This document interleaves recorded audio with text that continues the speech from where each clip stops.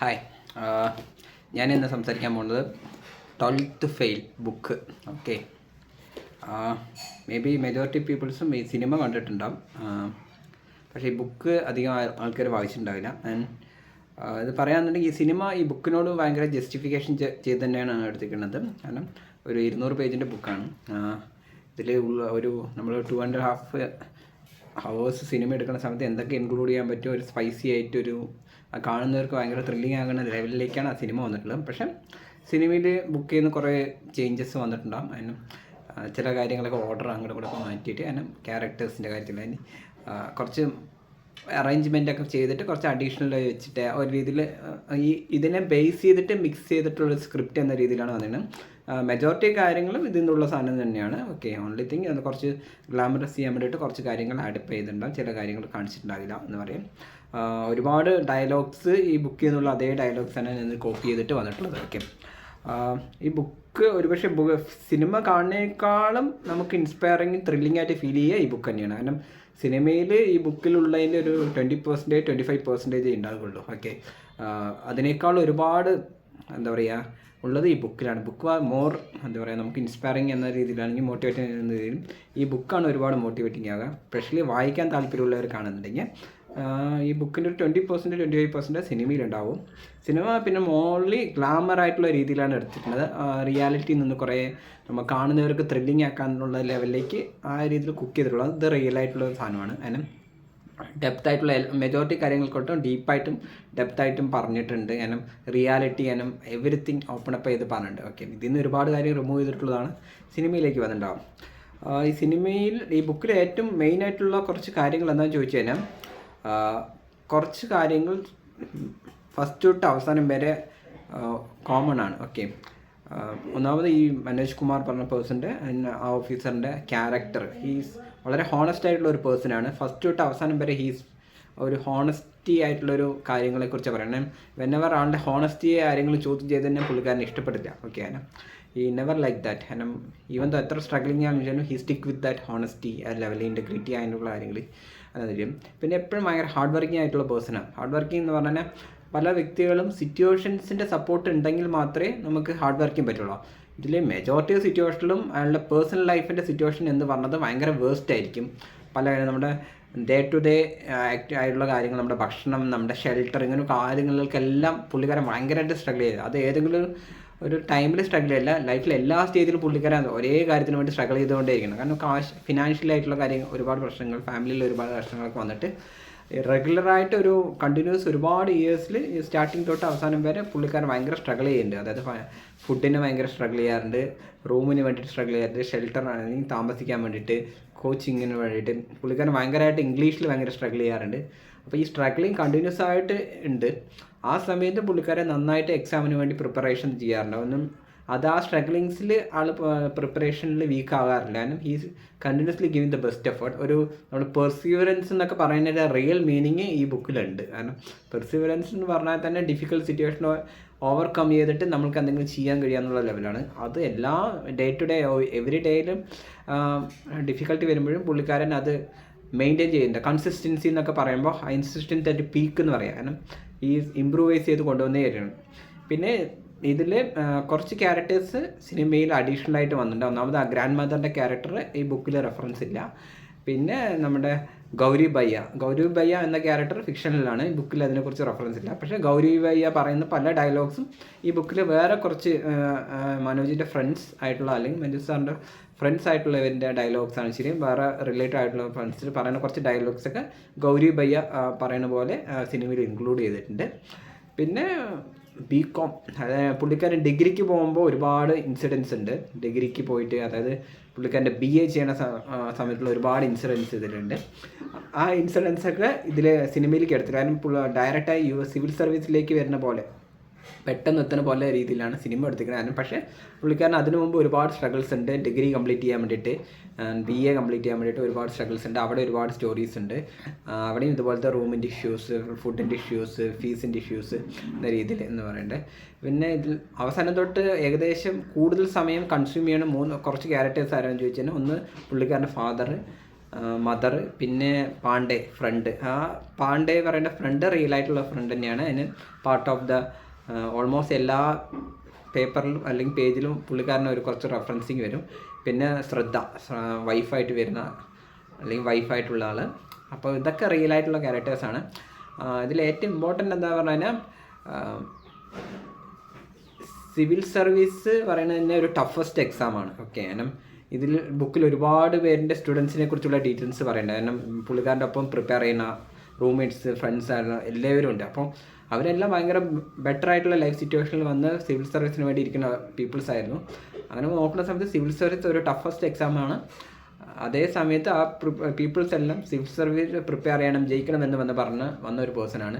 പക്ഷേ മനോജ് ഇതിലേക്ക് ഇൻസിഡൻ്റലി വന്ന് എത്തിച്ചേർന്ന ഒരു പേഴ്സണാണ്. അല്ലെങ്കിൽ പുള്ളിക്കാരൻ സിവിൽ സർവീസേ മൈൻഡിലില്ല, അങ്ങനെ കുറച്ചൊരു പ്ലാനേ ഇല്ലാതെ PCS എക്സാം എഴുതാൻ വേണ്ടിയിട്ട് വന്നിട്ട് PCS എക്സാമിൻ്റെ നോട്ടിഫിക്കേഷൻ ക്യാൻസൽ ചെയ്യപ്പെടുന്ന സമയത്ത് ആ സമയത്ത് PCS എക്സാം ചെയ്യാനുണ്ടായിരുന്ന പുള്ളിക്കാരൻ്റെ ഒരു ഫ്രണ്ട്സ് ഗ്യാങ് ഉണ്ട്, അല്ലെങ്കിൽ ഫ്രണ്ട്സ് എന്നല്ല അവൻ്റെ റൂംമേറ്റ്സ് ഒരുമിച്ചുണ്ടായിരുന്നു. അതിലുള്ള എല്ലാവരും ഡ്രോപ്പ് ഔട്ട് ചെയ്യണം. കാരണം ഇനി PCS അവർ കാരണം ഈ എക്സാം ക്യാൻസൽ ചെയ്തു, ഇനിയിപ്പോൾ ഒന്നും ചെയ്യാൻ പറ്റില്ല വന്നിട്ട് എല്ലാവരും അത് ഡ്രോപ്പ് ഔട്ട് ചെയ്ത് അതർ പ്ലാൻസിലേക്ക് പോവുകയാണ്.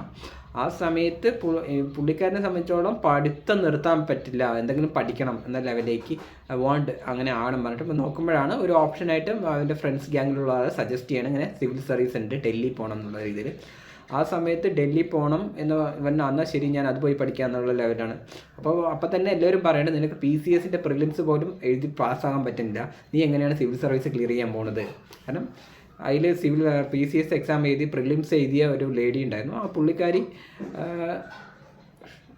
പ്രിലിംസ് ക്ലിയർ PCSൻ്റെ പ്രിലിംസ് ക്ലിയർ ചെയ്യാൻ എത്ര ഡിഫിക്കൽട്ടായിരുന്നു. ഞാൻ സിവിൽ സർവീസിനെ കുറിച്ച് ചിന്തിക്കില്ല, കാരണം ഇറ്റ്സ് വെരി ടഫ്. കാരണം ഇവിടെ എത്ര പേരേ ഉള്ളൂ, ഇത് സ്റ്റേറ്റിൻ്റെ ഉള്ളിലാണെന്നുണ്ടെങ്കിൽ അത് ഓൾ ഇന്ത്യയാണ്. സിവിൽ സർവീസ് നോട്ട് അങ്ങനെ ഒരു ലെവലാണ് പറയുന്നത്. പക്ഷേ മനോജിനെ സംബന്ധിച്ചോളം always want to study and better ആണ്. എന്ത് തന്നെ വന്നാലും ഞാൻ ട്രൈ ചെയ്യും എന്നുള്ള മൈൻഡ് സെറ്റിലുള്ള ആളാണ്. അപ്പോൾ ഓക്കെ, അവൻ അത്രയും വാശി കാണിക്കുന്ന സമയത്ത് ഓക്കെ ആ ഫ്രണ്ട് ആ ലേഡി തന്നെയാണ് ഇവനെ ഇപ്പോൾ ഹെൽപ്പ് ചെയ്യുന്നുണ്ട്. നല്ല ഡൽഹിക്ക് പോകാൻ വേണ്ടി ഹെൽപ്പ് ചെയ്ത് 10,000 rupees ഹെൽപ്പ് ചെയ്തിട്ട് ഡൽഹിക്ക് പറഞ്ഞു വിടുന്നത് ആ ലേഡിയാണ്. പറഞ്ഞു വിടല്ല, പോകാൻ വേണ്ടി ഹെൽപ്പ് ചെയ്യണം. അതിൻ്റെ ഒപ്പം തന്നെ ഈവൻ ആ സമയത്ത് പോലും പാണ്ഡെ കൂടെയുണ്ട്. കാരണം പാണ്ഡെ PCS പഠിക്കുമ്പോൾ ഇവരൊക്കെ ഒരുമിച്ചിട്ട് പഠിക്കുന്നതാണ്. അപ്പോൾ പാണ്ഡെയും ഒരുമിച്ച് ഡൽഹിയിലേക്ക് പോകുന്നുണ്ട്, അവിടെ ഇവരുണ്ട്. പാണ്ഡെ മജോറിറ്റി സമയത്ത് റൂംമേറ്റാണ്, പക്ഷേ ഇവർ തമ്മിൽ ചേരുകയില്ല. ഇവർ തമ്മിൽ ഫ്രണ്ട്സ് ആണെന്നുണ്ടെങ്കിലും മെജോറിറ്റി സമയത്ത് ഇവർ ഫൈറ്റ് എന്ന് പറഞ്ഞു കഴിഞ്ഞാൽ പാണ്ഡെ മനോജുമായിട്ട് ഭയങ്കര ഫൈറ്റിലായിരിക്കും, കോൺഫ്ലിക്റ്റിലായിരിക്കും. കാരണം പുള്ളിക്കാരൻ്റെ മനോജിൻ്റെ അപ്രോച്ച് ഒന്നും പാണ്ഡേക്ക് ഇഷ്ടമല്ല. കാരണം ഈവൻ അങ്ങനെയാണ് പല സിറ്റുവേഷനിലും മറ്റുള്ളവരുടെ മുന്നിൽ വെച്ചിട്ട് കളിയാക്കുക, തരം താഴ്ത്തുക എന്നുള്ള രീതിയിൽ പാണ്ഡെ ബിഹേവ് ചെയ്തുകൊണ്ടേയിരിക്കും. അപ്പോൾ ഈവൻ ദ ഫ്രണ്ട് ആണെങ്കിൽ പോലും ഒരു നമുക്കൊരു ഐഡിയൽ ഫ്രണ്ട് എന്ന ലെവലിലല്ല പാണ്ഡെ ബിഹേവ് ചെയ്തിട്ടുള്ളത്. പക്ഷേ എപ്പോഴും മനോജിനെ എപ്പോഴും കണ്ടിന്യൂറ്റായി ഒരു എക്സ്റ്റെൻറ്റ് വരെയെങ്കിലും ഹെൽപ്പ് ചെയ്യുന്ന ഒരാളാണെന്ന് ചോദിച്ചു കഴിഞ്ഞാൽ അത് പാണ്ഡെ തന്നെയാണ്. റൂമിലാണ് ശരി, ഇങ്ങനെ ഒരുപാട് കാര്യം, അതായത് പാരലായിട്ട് മനോജിൻ്റെ ലൈഫിൽ ഉള്ളൊരു പേഴ്സണാണ്. കാരണം അവിടെ പോയി താമസിക്കുക, എല്ലാ കാര്യത്തിലും ഈവൻ്റെ കുറച്ച് പല കാര്യത്തിലും നെഗറ്റീവായിട്ട് പറയുമെങ്കിലും കളിയാക്കുന്നുണ്ടെങ്കിലും പാണ്ഡെ വിദ്ധം അതാണ്. അവസാന ഒരു സീനിൽ മനോജ് പാണ്ഡെ പോയി കാണുക, ഈവൻ ദോ എന്തൊക്കെ തന്നെ ചെയ്തിട്ടുണ്ടായാലും എന്നെ ഇത്രയും കാലം എന്നെ അങ്ങോട്ട് ജേണിയിലേക്ക് ഹെൽപ്പ് ചെയ്തത് ആണെന്നുള്ളത് മനോജ് അവസാനം അതൊരു റിയൽ ആയിട്ടുള്ള സീൻ തന്നെയാണ്. കാരണം പാണ്ഡെ ഹെൽപ്ഡ് ഹിം, ഈവൻ നെഗറ്റീവായിട്ടുള്ള കുറേ കാര്യങ്ങളുണ്ട്, കളിയാക്കും, ഹ്യൂമിലേറ്റ് ചെയ്യും, ഇങ്ങനെ ഒരുപാട് കാര്യങ്ങളൊക്കെ ഇടയ്ക്കിടയ്ക്ക് ചെയ്യും. പിന്നെ അങ്ങനെ ഓരോ കാര്യങ്ങൾ. അപ്പോൾ പക്ഷേ Pandey was part of his journey. Roommate ആയിരുന്നു, റൂംമേറ്റ് എന്ന് പിന്നെ വഴക്കിട്ട് റൂമിൽ നിന്ന് പുറത്ത് പോകും, അങ്ങനെയുള്ള കുറേ സാധനങ്ങളുണ്ട്. പിന്നെ 2-3 കാര്യത്തിൽ മനോജ് ഭയങ്കര ഷുവറായിരുന്നു. കാരണം ഒന്ന് ഹോണസ്റ്റി, ഇൻറ്റഗ്രിറ്റി ഒന്നും വിട്ട് കളിക്കില്ല എന്നുള്ളത് എന്ത് കോസ്റ്റിലും. പിന്നെ എന്ത് തരം പ്രിപ്പറേഷനും കഷ്ടപ്പാട് വന്നാലും ഐ വിൽ ഗോ അഹെഡ് എന്ന ലെവലാണ്. ഒരിക്കലും ബാക്ക് സ്റ്റെപ്പ് എടുക്കുന്ന ഒരു സ്വഭാവം ഉണ്ടായിരുന്നില്ല. എപ്പോഴും ഫ്രണ്ടിലേക്ക് മാത്രം സ്റ്റെപ്പ് വരും. എത്ര സ്ട്രഗിളിങ് വന്നാലും ഫ്രണ്ടിലേക്കുള്ള സ്റ്റെപ്പ് ഐ വിൽ ഇത്തവണ കിട്ടിയില്ലെങ്കിൽ ഐ വിൽ നെക്സ്റ്റ്, അങ്ങനെ ട്രൈ ചെയ്ത് ഫ്രണ്ടിലേക്ക് പോയിട്ട്, അതായത് അങ്ങനെ ബാക്ക് സ്റ്റെപ്പ് ചെയ്യേണ്ട ഒരു ആറ്റിറ്റ്യൂഡ് ഉണ്ടായില്ല. പിന്നെ ഒന്ന് ഷുവർ പറഞ്ഞാൽ ഹിസ് ലവ്, അതായത് ശ്രദ്ധ, ജോഷ് അവരോടുള്ള ഇവൻ്റെ പ്രണയം. കാരണം എന്തുകൊണ്ട് ചോദിച്ചു കഴിഞ്ഞാൽ ഇവനെ ആ വ്യക്തിയോട് പ്രണയം തോന്നുന്ന അല്ലെങ്കിൽ ഈ വ്യക്തിക്ക് മനോജ് കുമാർക്ക് ആ ആളോട് പ്രണയം തോന്നുന്ന സമയത്ത് എല്ലാവരും അതിൻ്റെ അഗേൻസ്റ്റാണ്. കാരണം നീ ഇപ്പോൾ ഇവിടെ വന്നിരിക്കുന്നത് പഠിക്കാനാണ്, നിൻ്റെ ഫോക്കസ് പോകുന്നുണ്ട്, ഇങ്ങനെയൊക്കെ. ഈവൻ പാണ്ഡെ എന്ന് പറയുന്ന ക്യാരക്ടർ പറഞ്ഞാൽ ഇവൻ അത്രയ്ക്ക് ബാക്ക് സ്റ്റെപ്പ് ചെയ്യാൻ പറയാണ്ട്, നിൻ്റെ പഠിത്ത് പോവും, ബ്ലോക്ക് ആവും, ഒരു കാരണം വെച്ചാൽ നീ ശ്രദ്ധേൻ്റെ ഫോക്കസ് കൊടുക്കരുത്, അങ്ങനെയാണെന്ന് പറഞ്ഞിട്ട് ഒരുപാട് ഡീപ്പായിട്ട് കളിയാക്കും എന്നെ പല ലെവലിൽ പറയും. ഇപ്പം പിള്ളേർ നിങ്ങൾ വിചാരിക്കുന്ന പോലെയല്ല, അവർ നീ നന്നായാൽ മാത്രമേ നിൻ്റെ കൂടെ നിൽക്കുള്ളൂ, നില്ലെങ്കിൽ ഇട്ടിട്ട് പോകും എന്നുള്ള ലെവലിലൊക്കെ ഭയങ്കര ഡീപ്പായിട്ട് ഇങ്ങനെ സെപ്പറേറ്റ് ചെയ്തുകൊണ്ട്. പക്ഷേ എല്ലാ സ്റ്റേജിലും മനോജ് ഭയങ്കര ഷുവറായിരുന്നു, I want to be with her എന്ന ലെവലിൽ ഭയങ്കര. അതിലൊരു സിറ്റുവേഷനിലും ബാക്ക് സ്റ്റെപ്പ് ചെയ്തിട്ടില്ല. പിന്നെ പാണ്ഡെയാണെങ്കിൽ ശരി, പാണ്ഡ്യയ്ക്ക് വേറൊരു റിലേഷൻഷിപ്പ് ഉണ്ടായിരുന്നു. ആ റിലേഷൻഷിപ്പ് ബ്രേക്കപ്പ് ആയതിനു ശേഷം പുള്ളിക്കാരന് പെൺകുട്ടികളോട് ഭയങ്കര വിരോധമാണ്. അപ്പോൾ ഒരു കാരണവശാലും ശ്രദ്ധയും ഇവനും ഒരുമിച്ച് കാണുമ്പോൾ ഇവനെ ഭയങ്കരമായിട്ട് ഹ്യൂമിലിയേഷൻ ഫീൽ ചെയ്യും, ഭയങ്കരമായിട്ട് എന്താ പറയുക, ഒരു നെഗറ്റീവ് ഫീൽ ചെയ്യും. ഇവനെ മാക്സിമം അതിനെ മുടക്കിപ്പിക്കാൻ അല്ലെങ്കിൽ മുടക്കാനുള്ള ഭയങ്കര എഫേർട്ട് കൊടുത്തുകൊണ്ടേയിരിക്കും. ഈവൻ ആ സമയത്തൊന്നും മനോജ് നെഗറ്റീവായിട്ട് അവനോട് ബിഹേവ് ചെയ്യില്ല. ബട്ട് എന്താ പറയുക, എപ്പോഴും he talk about good about ശ്രദ്ധ. എല്ലാ സിറ്റുവേഷനിലും നന്നായിട്ട് തന്നെ ശ്രദ്ധയെക്കുറിച്ച് ഐ വാണ്ട് ശ്രദ്ധ എൻ്റെ ലൈഫിൽ വേണം എന്ന ഷുവർ ഒരു തന്നെയാണ്. ഈ കുറച്ച് കാര്യങ്ങൾ മനോജ് എപ്പോഴും ഷുവർ തന്നെയായിരുന്നു. ആദ്യം തൊട്ട് അവസാനം വരെയും ഹാർഡ് വർക്കിംഗ്, ലോട്ട് ഓഫ്, അതായത് ഓരോ ഡിസപ്പോയിൻമെൻറ്റ്സ് വന്നു കഴിഞ്ഞാൽ ആൾക്കാർ പെട്ടെന്ന് സെറ്റ് ബാക്ക് ആവും അല്ലെങ്കിൽ പല കാര്യങ്ങളും ചെയ്യാതെയാവും. പക്ഷേ പുള്ളിക്കാരൻ ഏത് ഡിസപ്പോയിൻമെൻറ്റ്സ് വന്നാലും അതിനെ ഓവർകം ചെയ്ത് കാര്യങ്ങൾ ചെയ്തുകൊണ്ടേയിരിക്കും കണ്ടിന്യൂസ് ആയിട്ട്. ഈവൻ അതിന് ഓരോ പ്രശ്നങ്ങൾ വരുമ്പോൾ ഇറ്റ്സ് ഓക്കെ അല്ലെങ്കിൽ ആ ഒരു ലെവലിലേക്ക് ചിന്തിച്ച് അടുത്ത സ്റ്റെപ്പിലേക്ക് പോയിക്കൊണ്ടേയിരിക്കും. അവിടെ സ്റ്റെപ്പ് ഡൗൺ ചെയ്യില്ല. വളരെ ഒരു പെർസിസ്റ്റൻ്റ് ആയിട്ടും പെർസീവറൻസിൻ്റെ ഒക്കെ എക്സ്ട്രീം എന്ന് വേണമെങ്കിൽ പറയാം. പിന്നെ പുള്ളിക്കാരൻ എപ്പോഴും എന്താ പറയുക, വേറെ ഒരുപാട് സ്റ്റോറീസ് ഉണ്ട് ഇതിൽ സിനിമയിൽ വരാത്തത്. ഈവൻ പുള്ളിക്കാരൻ ഒരുപാട് എന്താ പറയുക ക്യാമ്പൊക്കെ അറ്റൻഡ് ചെയ്യണ പോലെ അവിടെ നിന്ന് ഒരുപാട് കാര്യങ്ങൾ ലെസൺ ചെയ്യുകയാണ്. പിന്നെ ഒരു ഫ്രണ്ടിനെ കുറിച്ച്, രാകേഷ് പറഞ്ഞ ഒരു ഫ്രണ്ട് ഉണ്ട്, ആ ഫ്രണ്ടിനെ കുറിച്ച് സിനിമയിൽ മെൻഷൻ ഇല്ല, പക്ഷേ അയാളുടെ നാട്ടിലെ ഒരു ഫ്രണ്ടാണ്. ഇവനെ ഏറ്റവും കൂടുതൽ മോട്ടിവേറ്റ് ചെയ്യുന്ന പുള്ളിക്കാരാണ്, നീ പാസ്സാകും. അതായത് പുള്ളിക്കാരനെ രണ്ട് തരത്തിലുള്ള പീപ്പിൾസിനെ കുറിച്ച് റെഫറൻസ് ചെയ്യുന്നത്. ഒന്ന്, പുള്ളിക്കാരനെ എപ്പോഴും സപ്പോർട്ട് ചെയ്യുന്ന ഒരു ഗ്യാങ് ഉണ്ട്, കുറച്ച് ഫ്രണ്ട്സ് ഉണ്ട്. കാരണം ഒന്ന് ശ്രദ്ധ എന്ന്, പിന്നെ നാട്ടിൽ രാകേഷ് പറഞ്ഞിട്ട് ഒരു പേഴ്സൺ ഉണ്ട്, ഫ്രണ്ട്. ഇവരുള്ളവർ എപ്പോഴും മനോജിന് ഇങ്ങനെ സപ്പോർട്ടിങ് ആയിട്ടുള്ള, നിനക്കത് പറ്റും, യു വിൽ എന്ന ലെവലിലേക്ക് തന്നെ. പിന്നെ വേറെ കുറേ പീപ്പിൾസ് ഉണ്ട്, ഇവൻ എപ്പോഴും പിന്നോട്ട് വലിക്കുന്ന കുറേ, നീയൊന്നും വിചാരിച്ചതല്ല, നീ വിചാരിക്കുന്ന പോലെയൊന്നും അല്ല, അങ്ങനെ കുറേ ഫ്രണ്ട്സിനെ കുറിച്ച് റെഫറൻസ് ചെയ്യുന്നുണ്ട്. ഈ രണ്ട് തരം പീപ്പിളും പറയുന്നുണ്ട്. പക്ഷേ അതിൽ കുറച്ച് വളരെ മറ്റ് പല ഫ്രണ്ട്സും പറയുന്ന ഡയലോഗ്സ് വേറെ ആൾക്കാരുടെ പേരിൽ കിട്ടി ആ ഡയലോഗ്സ് ഇതിൽ വയ്ക്കുന്നുണ്ട്. പിന്നെ ഏറ്റവും അവസാനം വരുന്ന സീനുണ്ട്, അത് ഫിലിമിൽ ബുക്കിൽ റെഫറൻസ് ഇല്ല. അതായത് മറ്റേ ദുഷ്യന്ത് സിംഗിനെ പോയി കാണുന്ന ഒരു സീനുണ്ട് സിനിമയിൽ. ആ സീൻ ഈ ബുക്കിലില്ല. കാരണം ഈ ബുക്ക് അവസാനിക്കുന്നത് തന്നെ മനോജ് എക്സാം പാസ്സായിട്ട് അവിടെ നിന്ന് ഇറങ്ങണം, അതായത് UPSC ഓഫീസ് ഇറങ്ങിയിട്ട് വരുന്ന സീന് അവിടെ വെച്ചിട്ട് ഈ ബുക്ക് അവസാനിക്കുകയാണ്. അതിനുശേഷമുള്ള സീൻസ് അതിലില്ല. ഓക്കെ, ഈവൻ ആ ലാസ്റ്റ് സീനിൽ കോൺസ്റ്റബിൾ സെല്യൂട്ട് ചെയ്യുന്ന സീനൊക്കെ ഉണ്ട്. അതായത് എന്തായി റിസൾട്ട് എന്ന് ചോദിക്കുന്ന സമയത്ത് IPS മനോജ് എന്ന് ശ്രദ്ധ പറയുന്ന സമയത്ത് ആ കോൺസ്റ്റബിൾ എന്താ പറയുക സല്യൂട്ട് ചെയ്യുന്ന ഒരു സീനുണ്ട്. ആ സീനാണ് ഇതിൽ ഏറ്റവും അവസാനം വരുന്ന ഒരു പേജിൽ വരുന്നത്. കാരണം ആ കോൺസ്റ്റബിളിന് ഇന്നേ വരെ ഒരു IPS ഓഫീസർ വന്നിട്ട് ഹഗ് ചെയ്തിട്ടില്ല എന്നൊക്കെയാണ് പറയുന്നത്. അപ്പോൾ ആദ്യമായിട്ട് ഹഗ് ചെയ്ത ഒരു IPS ഓഫീസർ പറയുന്നത് മനോജാണ്. ഓക്കെ, അപ്പോൾ അയാൾക്ക് അതൊരു ഭയങ്കര ഫീലിംഗ് ആയിട്ടുള്ളൊരു മൊമെൻ്റ് ആയിട്ടാണ് ഇതിൽ പറയുന്നത്. ഓക്കെ, അപ്പോൾ ഭയങ്കര കോമ്പറ്റീറ്റീവ് എക്സാം ആയിട്ടുള്ള ആൾക്കാർക്ക്, ലൈഫ് സ്ട്രഗിളുള്ള പീപ്പിൾസിലേക്ക് അവർക്ക് ഏറ്റവും കൂടുതൽ റെഫറൻസ് ചെയ്യാൻ പറ്റുന്ന ഒരു ബുക്കാണ്. കാരണം പലപ്പോഴും നമ്മൾ പല കാര്യങ്ങളും സ്ട്രഗ്ലിംഗ് ആണ്, ഐ ആം സ്ട്രഗ്ലിംഗ് എന്ന ലെവലിലേക്ക് എടുക്കും.